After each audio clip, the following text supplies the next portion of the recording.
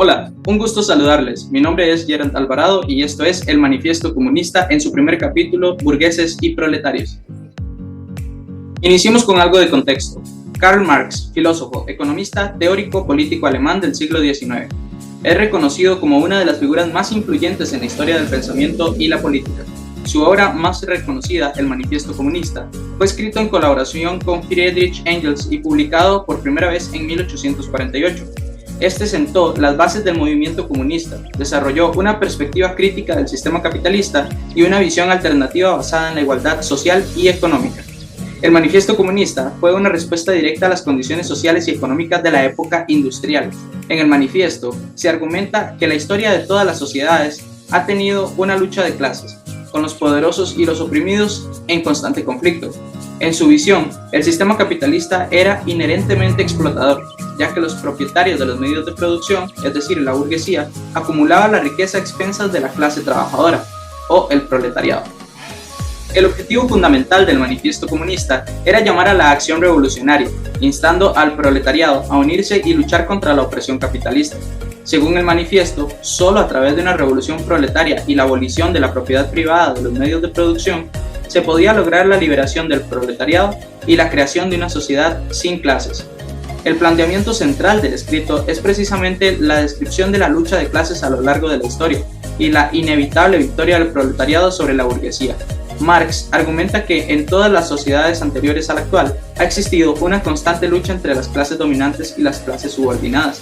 Esta lucha ha llevado a transformaciones revolucionarias en la sociedad o a la destrucción conjunta de las clases en conflicto.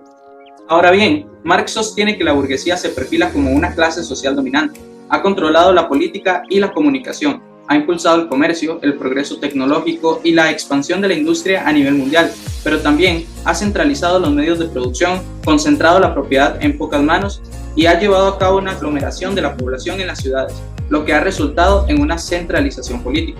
Asimismo, ha creado nuevas formas de opresión y explotación. Sin embargo, a medida que la burguesía acumula riqueza en manos de particulares, también se crea la condición para el desarrollo del trabajo asalariado, que descansa en la competencia de los obreros. Además, la burguesía ha buscado expandir su dominio económico y político, conquistando nuevos mercados y explotando más intensamente los mercados existentes. Ha utilizado su influencia para moldear las instituciones públicas y legales a su favor, asegurando su posición dominante en la sociedad.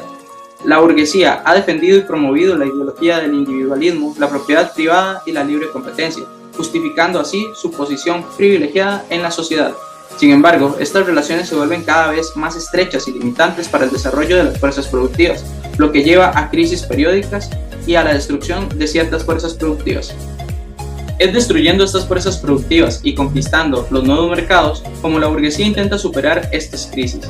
En este proceso se centraliza el poder político en manos de la burguesía y se crea una clase trabajadora cada vez más numerosa y explotada, conocida como el proletariado. El proletariado son los obreros modernos que dependen de encontrar trabajo y vender su fuerza para sobrevivir. Se convierten en una mercancía o en casi máquinas realizando tareas monótonas y repetitivas. Estos están sujetos a la competencia y a las fluctuaciones del mercado, lo que los coloca en una posición de dependencia económica y vulnerabilidad. La condición del proletariado en el sistema capitalista se caracteriza por la explotación económica. Los capitalistas que poseen los medios de producción obtienen ganancias al pagar a los trabajadores un salario que es inferior al valor del producto que producen. Esta diferencia entre el valor creado por el trabajador y el salario que recibe es conocido como plusvalía y es apropiada por los capitalistas como un beneficio. Además de la explotación económica, el proletariado también enfrenta condiciones de trabajo precarias, largas jornadas laborales, falta de seguridad laboral y poca o ninguna participación en la toma de decisiones en el lugar de trabajo. Estas condiciones son el resultado de la búsqueda de maximizar las ganancias por parte de los capitalistas, lo que lleva a la explotación y a la alienación de los trabajadores. El trabajo de los proletarios se vuelve cada vez más precario debido a la expansión de la maquinaria y la división del trabajo. A medida que el proletariado crece en número y fuerza, comienza a luchar contra la burguesía, primero de manera individual y luego en forma de coaliciones y asociaciones. La lucha de clases se intensifica y el proletariado se organiza políticamente. Respecto de la relación del manifiesto comunista con la realidad nacional, podemos decir que en la actualidad tanto las estructuras económicas como la institucionalidad de Costa Rica han experimentado un proceso de influencia del neoliberalismo como la máxima representación del capitalismo y la supremacía de la burguesía. Se ha promovido la libre competencia, la apertura de los mercados al comercio internacional y la producción masiva, lo que ha provocado a su vez que exista una mayor explotación laboral. Aunque Costa Rica ha tenido históricamente un modelo de bienestar social y una fuerte presencia estatal en la economía, en las últimas décadas se han implementado políticas neoliberales que han generado cambios significativos en el país.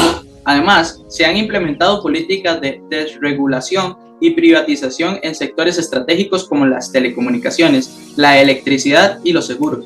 Esto ha implicado la participación de empresas privadas en áreas que anteriormente estaban en manos del Estado, lo que ha generado tanto beneficios como críticas y controversias en cuanto a la calidad de los servicios y la protección de los derechos de los usuarios. Se han aplicado políticas de austeridad fiscal orientadas a reducir el gasto público y el déficit fiscal, lo que ha implicado recortes en programas sociales, ajustes en los salarios del sector público y reformas en el sistema de pensiones. Estas medidas han generado tensiones sociales y movilizaciones de la clase obrera, ya que se argumenta que afectan principalmente a los sectores más vulnerables de la población. Ha existido especial afectación a los pequeños productores agrícolas y a las personas que se apoyaban de los programas sociales. Generando tanto beneficios como desafíos para el país, la situación del neoliberalismo en Costa Rica sigue siendo objeto de debate y análisis, ya que se busca alcanzar un equilibrio entre el crecimiento económico y la protección de los derechos sociales. A modo de conclusión, el manifiesto expresa que la burguesía no puede seguir desempeñando su papel dominante debido a la creciente pobreza y precariedad de los obreros. La lucha de clases entre la burguesía y el proletariado es inevitable y conducirá a la victoria del proletariado y al colapso del sistema capitalista, según Marx. Aunque el manifiesto comunista fue escrito hace más de siglo y medio, su relevancia no ha disminuido. La obra sigue siendo un referente fundamental para entender los fundamentos del movimiento comunista y las críticas al sistema capitalista. El análisis de Marx sobre la explotación y las desigualdades económicas ha demostrado ser valioso en la comprensión de las disparidades sociales y la concentración de riqueza en la actualidad.